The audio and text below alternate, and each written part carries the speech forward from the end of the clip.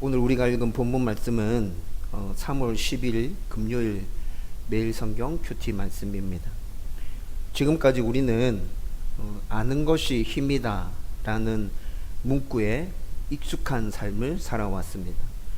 많은 것을 알기 위해서 학창시절 때부터 열심히 공부했고, 또 성인이 되어서는 정보가 곧 돈이고 권력임을 절감하면서 살아가고 있죠. 그래서 어른이 된 이후에도 끊임없이 많은 것들을 알기 위해서, 정보를 모으기 위해서 몸부림치고 있고, 또 그 정보를 모으고 아는 것에 있어서 뒤처지면 결국 낙오된 삶을 살아가게 됩니다.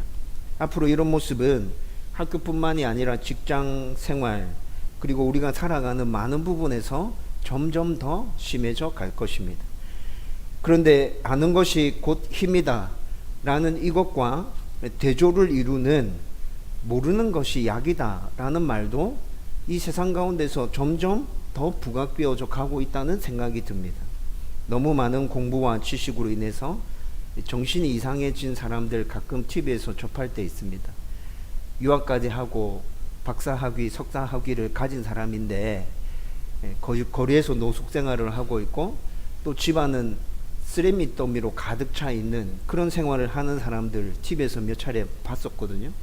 그런 사람들 보면서 동네에서 같이 살아가는 사람들이 흔하게 하는 얘기가 공부를 너무 많이 해서 정신이 이상해졌다 라고 하는 얘기들이죠.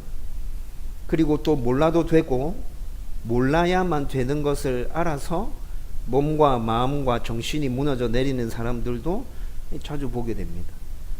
막장 드라마에서 자주 나오죠. 출생의 비밀들, 얽히고 설킨 그 비밀들, 모르고 살아가면 되는데 그게 알게 되어지고 나면 완전 삶 자체가, 전체가 다 엉망이 되어져 버리죠. 과거에 있었던 비참한 일들, 모르고 살았을 때는 아무 문제 없었는데 그 일들을 어느 순간 알게 되었을 때 자신의 삶들을 더 이상 지탱하지 못하고 사람들과의 관계를 이어가지 못하는 모습들도 가끔씩 보게 됩니다. 어린아이들 경우에서도 이런 모습들을 보게 되거든요. 그 나이 때 몰라도 되는 것을 너무 빨리 알아서 동심이 파괴되고, 그래서 울고불고 난리치는 아이들도 있죠. 예를 들자면 산타클로스의 존재를 어릴 때는 몰라도 됩니다. 이 사실을 너무 빨리 알아버리면 제가 방금 썼던 단어 동심이 파괴되잖아요. 4살 때 5살 때 우리 지아는 나비가 되고 싶어 했었습니다. 여러분, 그것을 꼭 지아에게 굳이 설명할 필요가 있었겠습니까? 우리 지우리는 4살 때 5살 때 파워레인저가 되고 싶다고 했습니다. 그런데 그것을 꼭 굳이 설명해 줄 필요는 없는 거죠. 그냥 그 상태에서 지나가다가 크고 나면 자연스럽게 알아지는 거죠. 이것뿐만이 아니라 또 몰라도 되는 것을 너무 빨리 알아서 인생이 망가지고 포기한 사람들도 있습니다. 대기업 재벌들, 후손들이 저는 이런 모습이라 생각합니다. 많은 재산이 자기에게 물려질 것이라는 걸 너무 빨리 알아서 그 부모가 분명히 이 재산이 이 아들에게 넘겨질지라도 좀 잘 조율해서 좀 이 재산이 넘어가는 시기를 적당하게 조율하고 안 줄 것처럼 막 이렇게 하면서 이렇게 좀 시루는 과정이 필요한데, 그렇지 않아서 이 아이들이 너무 망가져 있는 모습들 우리는 진짜 자주 목격하죠. 그리고 역사를 좀 거슬러 올라가 보면 연좌제에 묶여서 자기랑은 아무 상관이 없는데 부모의 그 죄가 자기한테로 대물림이 되면서 이 사실을 빨리 알고 난 이후에 뭔가를 시도해 볼 생각조차 못하고 주저앉아 버리는 사람들의 이야기를 우리는 가끔씩 접할 때도 있습니다. 여러분, 이런 모든 과정들을 다 종합해서 생각해 보면 인생을 살아가다 보면 정말 모르는 것이 약일 때가 있다는 것이죠. 오늘 우리가 읽은 말씀도 같은 맥락인데 이 말씀을 통해서 더욱 하나님을 신뢰하고 의지하고 따를 수 있기를 주님의 이름으로 축원드립니다. 예수님은 공생의 기간 갈릴리를 중심으로 해서 3차례 집중적으로 사역을 하셨습니다. 오늘 말씀은 세 번째 갈릴리 사역을 마무리하고 이제 예루살렘으로 향하시는 그 시점입니다. 이해하기 쉽게 설명해 드리면 이제부터 예수님은 6개월에 걸쳐서 예루살렘으로 향해 가실 겁니다. 십자가 지시기 위해서 가시는 걸음입니다. 여러분 지도 한번 보여주세요. 예수님께서 지금 갈릴리 지역, 세 번째 갈릴리 지역 사역 마무리했다는 말씀드렸죠. 갈릴리 지역 사역을 마무리하고 예루살렘으로 가십니다. 이렇게 가면 빨리 갈 수 있는 길인데 예수님은 이렇게 가시지 않고 이 빨간 선을 따라서 예수님 쭉 가십니다. 그리고 여기 보면 베레아라는 지역이 있는데 이 베레아 지역에서 6개월 정도를 머무시다가 예루살렘으로 들어가시는 거예요. 이렇게 예루살렘으로 들어가시면 예수님 십자가 지시게 됩니다.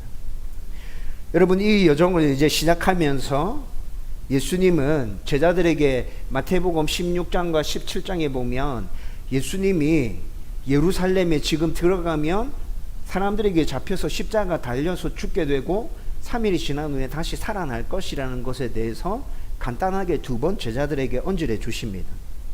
하지만 제자들은 예수님이 말씀하신 게 무슨 이야기인지 모릅니다. 이해하지 못했어요.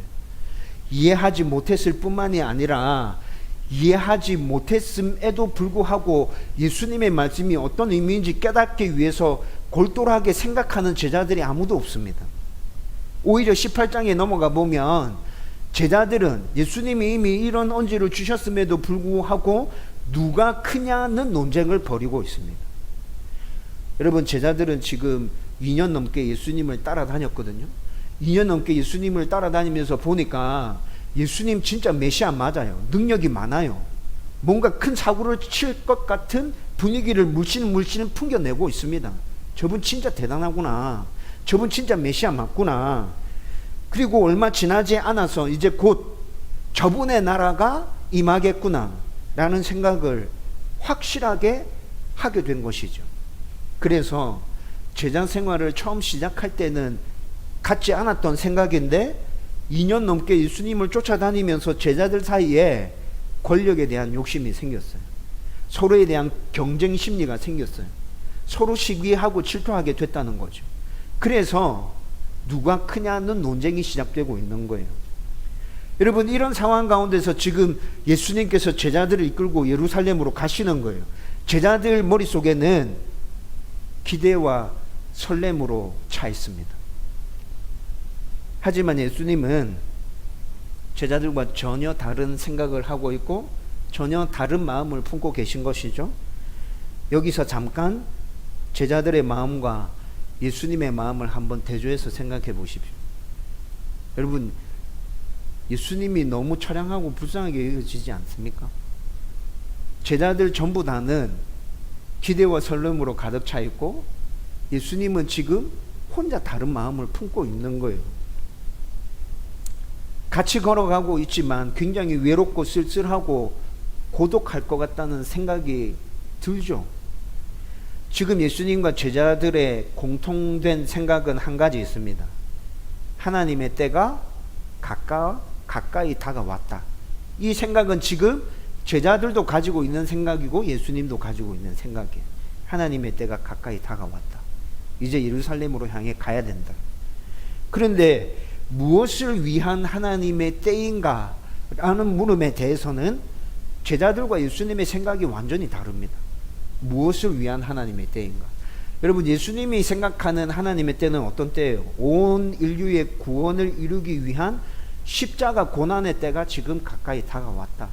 내가 그 일을 이루기 위해서 이제 예루살렘 올라가야 돼. 예수님 지금 이 생각을 가지고 예루살렘으로 향하시는 것이죠. 이 일은 예수님만이 감당할 수 있는 일이고 그리고 예수님조차도 매우 아프고 슬프고 괴롭고 힘들게 감당해야 되는 일이에요. 그래서 십자가 고난이 다가오는 것은 예수님조차도 말로 표현할 수 없는 엄청난 괴로움이고 힘든 일이라는 것이죠.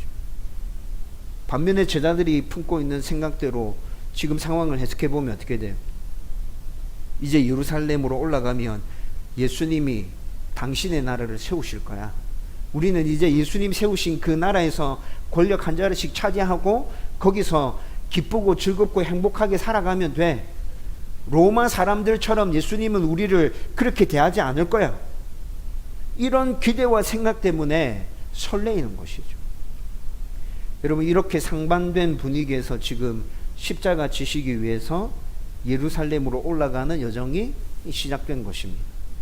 여러분, 이 말씀의 첫 부분을 19장 1절과 2절 말씀을 읽고 이 말씀을 이렇게 묵상하면서 평소에도 자주 했던 질문 하나가 또 생각났습니다. 왜 예수님은 제자들에게 예루살렘으로 향해 가시는 진짜 이유에 대해서 자세하게 설명해 주지 않을까? 물론 16장과 17장에서 간단하게 언급해 줬다고 말씀드렸죠. 16장과 17장에서 예루살렘에 올라가면 무슨 일이 있을 것인지에 대해서 아주 간단하게 설명해 줬어요. 그런데 그 간단한 설명 가지고는 제자들의 마음과 생각의 상태를 보아서는 이들은 절대 이해할 수 없어요. 예수님이 얘기하는 거랑 예수님이 생각하는 거랑 전혀 다른 생각을 하고 있잖아요. 짐작조차 할 수 없었을 거예요. 예루살렘으로 가실 때 예수님이 이런 제자들의 모습을 보면서 어떤 마음이 드셨을까요? 인간적으로 한번 생각해 봤어요. 내가 예수님이었다면 제자들의 이런 모습을 보고 저는 진짜 짜증났을 것 같아요. 짜증나고 제자들이 따라오는 것 자체가 귀찮고 다 쫓아버리고 싶고, 야 이놈들아, 너가 그럴 것 같으면 다 꺼져라 이 새끼들아, 뭐 이렇게 소리치고 싶겠죠. 엄청나게 혼내주고 싶었을 거예요. 니네들 도대체 무슨 생각하고 있는데, 내가 그렇게 얘기해 줬는데도 못 알아듣고, 못 알아들었으면 물어보던가, 막 이렇게 혼냈을 거예요. 조용히 하고 입 다물고 따라온나, 이렇게 얘기했을 것 같아요. 여러분, 진짜 제 마음 같아서는 지금 예루살렘에 올라가서 어떤 일이 펼쳐질 것인가에 대해서 제자들 앉혀놓고 전부 다 얘기해주고 입 딱 다물고 따라온나, 시끄럽게 하지 마라, 그렇게 하고 데리고 갔을 것 같아요. 하지만 예수님은 그렇게 하지 않으셨어요. 왜 그랬을까요? 여러분, 이 부분을 깊이 생각하고 묵상하면서 모르는 것이 약이다 라는 문구가 떠올랐습니다. 지금 제자들이 그렇다는 생각이 들었다는 것이죠. 지금 제자들은 모르는 게 약이다. 예수님의 십자가 사역은 분명 모든 인류를 구원하는 일이고 모든 사람들에게 있어서 제일 기쁜 소식이고 가장 값진 선물이 분명합니다. 그리고 예수님의 부활은 사단과 죄에 대한 완전한 승리이고 예수님을 통해서 모든 인류에게 구원이 임했다는 선포이죠. 여러분, 예수님의 십자가 죽음과 부활은 최종적으로 결론 지으면 승리의 선포인 것이에요. 여러분, 이 결론만을 생각하면 진짜 기쁘고 즐겁죠. 따라서 제자들도 예수님 십자가 사역의 의미를 분명히 알아야 했고, 그리고 그것을 알 뿐만이 아니라 믿어야 했고, 자기들이 믿고 있는 바를 또 세상의 가운데 나가서 담대하게 선포해야만 합니다. 그런데 이 사실이 제자들에게 각인되어지는 그때는 아직 아니라는 것이죠. 예수님이 십자가에서 죽으시고 부활하실 때까지, 성령님이 강림하셔서 그들 마음 가운데 좌정하실 때까지 제자들은 기다려야 하는 것입니다. 왜 그렇습니까? 아직 제자들이 감당하기 힘든 많은 고난과 어려움과 문제들이 계속해서 그들 가운데 다가올 것이기 때문에 그렇습니다. 만약 예수님이 예루살렘으로 가시면서 제자들에게 자세하게 이 모든 것들, 십자가 고난에 대해서 앞으로 일어날 일들 세세하게 다 알려주면 어떻게 됐겠어요? 여러분, 성경을 좀 살펴볼까요? 19장 우리가 1절 2절 읽었는데 바로 이어서 3절에 바리새인들이 예수님께 나와서 예수님을 시험합니다. 이 시험은 예수님을 함정에 빠뜨리기 위한 시험이었습니다. 예수님을 올가매려고 하는 시험인 것이죠. 21장에 넘어가 보면 대제사장과 장로들이 성전에서 장사하고 있는 사람들을 몰아내신 예수님께 따져 묻습니다. 도대체 당신은 무슨 권한으로 일을 행한 것입니까? 막 따져서 물어요. 21장 끝에 가보면 예수님께서 악한 포도원 품꾼의 비유를 말씀하셨는데, 그 악한 포도원 품꾼의 비유가 자기들을 가리켜서 한 말이라는 걸 알았어요. 그런데 회개하기는커녕 예수님을 죽이려고 달려듭니다. 여러분, 포도원 품꾼의 비유를 듣고 그 말이 자기들을 이끌어서 하는 이야기라는 걸 알았다는 건 무슨 의미가 담겨져 있는 거죠? 실제 대제사장들과 장로들이 그렇게 행하고 있다는 거예요. 그렇게 행하지 않으면 그 비유를 듣고 화낼 필요가 없잖아. 자기들의 이야기가 아닌 거잖아요. 근데 그 이야기를 그렇게 알아들었음에도 불구하고 어떻게 한다고요? 회개하지 않고 예수님을 죽이려고 달려듭니다. 22장에 넘어가 보면 이제 바리새인들이 등장합니다. 바리새인들이 세금의 문제를 가지고 예수님을 얽어매려고 합니다. 22장 중반에 가보면 사두개인들이 등장합니다. 부활에 대해서 질문하죠. 이 역시나 예수님을 시험에 빠뜨려서 얽어매려고 하는 것이에요. 또 22장 끝에 가보면 다시 바리새인들이 등장합니다. 어느 계명이 가장 큰 계명입니까? 여러분, 이들이 지금 예수님께 던지는 모든 질문들은 예수님을 함정에 빠뜨리기 위한 질문들인 거예요. 26장에 가보면 대제사장들과 장로들이 예수님을 죽이기 위해서 본격적으로 의논합니다. 여러분, 이렇게 예수님이 십자가를 지기 위해 예루살렘으로 가셨을 때 끊임없이 종교 지도자들이 예수님을 향해서 공격하고 있습니다. 여러분, 이 당시에 부와 힘과 권력을 가진 어떤 한 부류만 예수님을 공격한 게 아니에요. 여러분, 대제사장과 장로들과 바리새인들과 사두개인들은 각각의 이권에 따라서 철저하게 나누어져 있는 지도자 그룹이었어요. 서로 경쟁하는 관계였어요. 그런데 예수님을 죽이겠다고 하는 하나의 목적을 향해서는 서로 철저하게 분리되어져 있던 이들 그룹이 다 하나로 뭉쳐서 예수님을 죽이기 위해서 달려들고 있다는 것이죠. 그리고 난 후에 겟셋마네 동산에서 예수님을 체포하는 일이 일어났죠. 종교 지도자들, 로마 관리들은 불법적인 재판을 진행합니다. 증인들을 매수해서 삽니다. 여러분, 매수해서 산 증인들의 증언만으로도 이 재판이 불법이라는 게 확 드러나죠. 그런데 그 재판이 계속 진행됩니다. 무지한 백성들은 종교 지도자들의 설득에 꾀임에 넘어가서 예수를 십자가에 못 박으라고 외치고 있습니다. 능력이 많고 모든 것들을 다 행할 수 있다. 나라를 뒤집어 엎어서라도 당신의 나라를 세울 수 있다. 제자들이 예수님을 보면서 그렇게 믿었는데 그 예수님이 불법을 행하는 자들의 손에 넘겨져서 그냥 무참히 죽어버렸습니다. 그래서 제자들은 두려움과 공포 속에 빨려 들어가게 되죠. 3일 후에 제자들은 부활하신 예수님을 만났습니다. 한 번 만난 게 아니라 몇 차례 만났어요. 그런데도 자신들이 빠진 그 공포와 두려움에서 벗어나지 못합니다. 이뿐만이 아니라 너무 무기력하게 죽은 예수님에 대한 실망감도 굉장히 컸던 것 같아요. 제가 계속 말씀드렸죠. 제자들은 예수님이 메시아이심을 믿었어요. 저분이면 분명히 엄청나게 큰 일을 행하실 거야, 그 믿음을 가지고 지금껏 여기까지 쫓아왔단 말이에요. 그런데 그분이 한순간 그렇게 비참하게 죽을 줄 누가 알았겠어요? 또 예수님을 죽기까지 따르겠다고 제자들이 맹세했지 않습니까? 다 떠나고 다 도망갈지라도, 우리가 죽는 자리에 들어간다 할지라도 우리는 절대 당신을 배반하지 않을 거예요. 그런데 이 다짐과 이 결단이 어떻게 허물어졌죠? 계집 여종 하나에 의해서. 2번도 아니고 3번도 아니고 1번, 계집 여종의 그 말 한마디에 의해서 이 결단과 이 다짐들이 다 무너져 내렸잖아요. 자기 자신을 향한 절망과 좌절도 있었어요.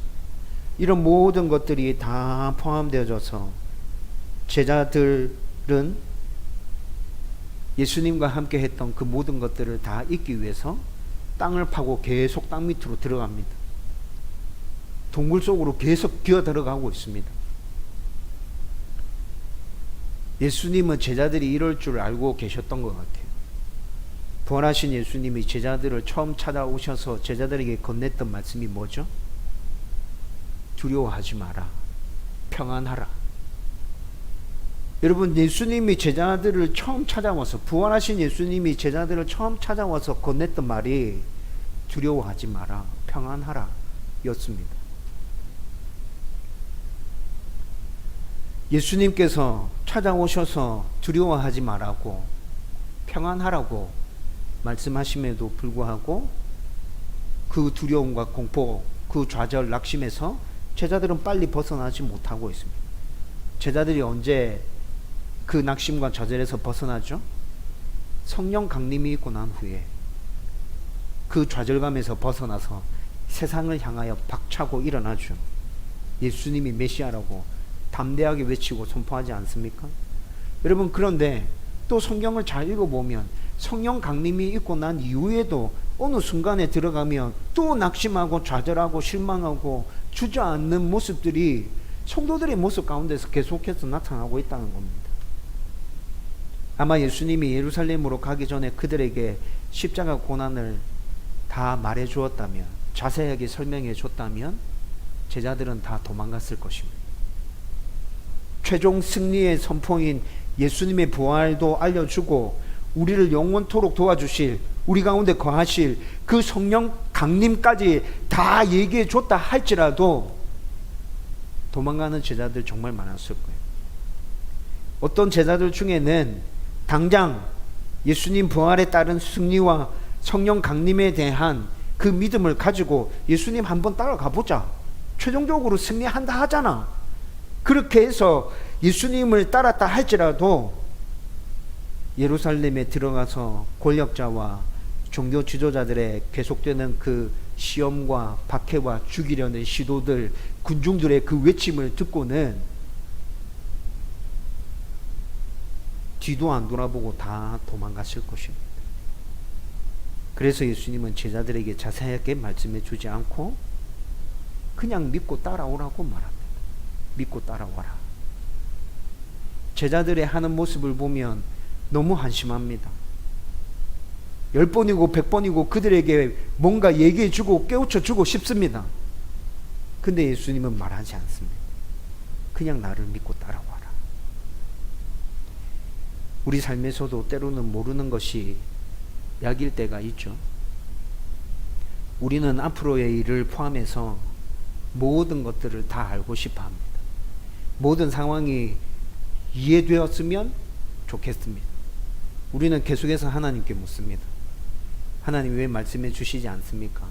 조금만 보여주세요. 조금만 더 자세하게. 하지만 모든 것들을 다 알게 된다면 더 많이 좌절하고 낙심하고 더 감당하기 힘든 일들이 우리 가운데 계속 다가오게 될 겁니다. 모든 것들을 알게 되었을 때 그 일들을 마주하기 전에 우리는 도망가 버릴 수도 있습니다. 그래서 하나님은 이해되지 않아도 당신을 믿고 신뢰하고 온전히 순종해서 따라오라고만 계속해서 말씀해 주십니다. 그러면 내가 감당케 해줄게. 니네들한테 은혜를 줄게. 내가 도와줄 거야. 니네들이 모든 상황들 잘 인내하고 견디고 넘어갈 수 있도록 내가 능력을 허락해 줄 거야. 결국에는 니네들이 내 안에서 평안을 누리고 복을 누리게 될 거야. 나를 믿고 따라와. 우리에게도 이렇게 말씀해 주시죠. 여기서 우리가 주목해야 할 것은 따라오라는 메시지입니다. 따라오라. 믿고 혼자 나아가 라고 예수님 말씀하지 않습니다. 나를 따라와 라고 말씀하고 있죠. 예수님이 십자가를 지기 위해서 예루살렘으로 앞장서서 가십니다. 제자들은 예수님을 따라가면 됩니다. 앞장서서 가시는 예수님 따라가면 돼요. 또 하나님을 의지해서 따라가는 것이 어떤 모습인지 예수님께서 친히 모범을 보여주시면서 이렇게 하면 돼 라고 말씀해 주십니다. 예수님이 승천하신 이후에는 예수의 영인 성령님을 보내셔서 우리와 영원토록 함께 거하게 하십니다. 그리고 따라오라고 계속 말씀하시는데, 여러분 성경을 잘 읽어보면 예수님께서 따라오라고 말씀하시는 이 메시지는 우리에게만 향한 메시지가 아닙니다.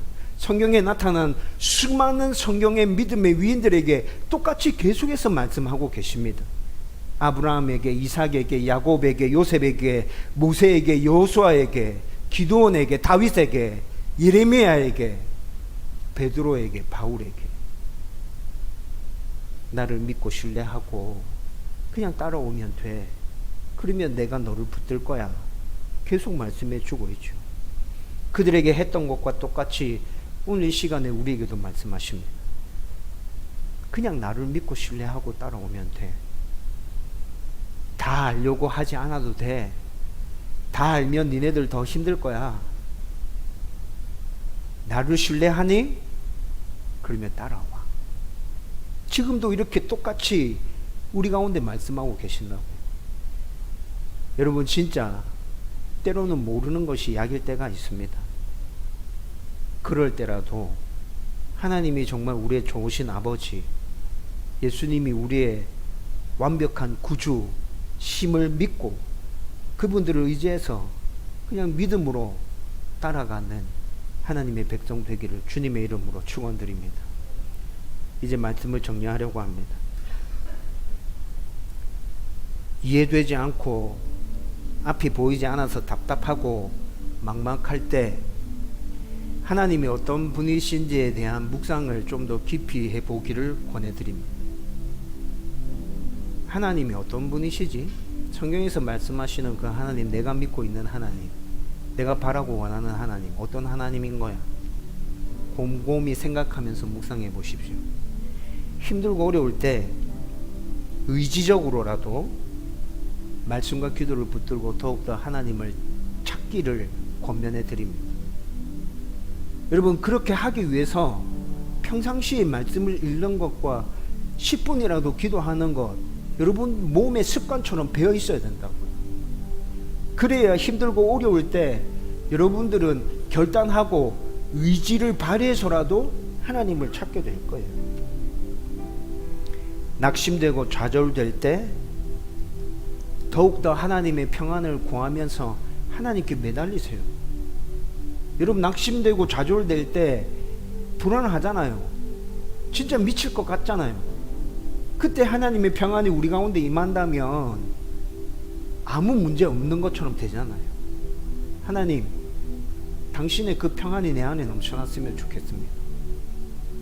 사람들이 나를 볼 때 너는 도대체 이해할 수 없다, 너 어떻게 그러니? 라고 얘기할 정도로 당신의 평안함이 내 안에 넘치게 해주십시오.